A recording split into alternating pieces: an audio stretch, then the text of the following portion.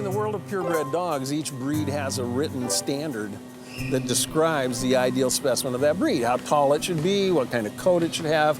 Maybe there'll be some things like what color it should be or what the eye shape might be. And most of those things are written into that standard that has the function in mind. So we're relating form to function. A dog that's a sight hound like an Afghan hound, my original breed. They were sight hounds. They're bred to run, find their prey by sight, to run it down and either hold it at bay or take it down for their owner or their master that's coming behind them. So you should be judging each dog against that standard, see how close it comes to being the ideal specimen of that breed.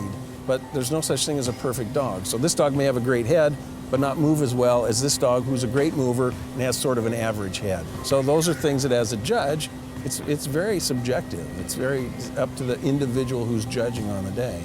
But when you're judging at the group level, where the Afghan hound is competing in the same group as the dachshund, those are two dogs that are pretty different. So you can't compare the Afghan to the dachshund. You have to compare the Afghan to the perfect Afghan, the dachshund to the perfect dachshund, as described in that breed standard.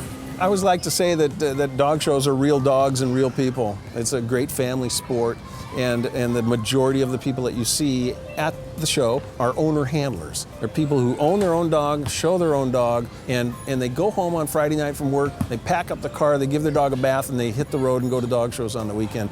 And the dogs, they're family dogs too. I say all the time, these are not dogs that sit around on doggy cushions all week eating doggy bonbons.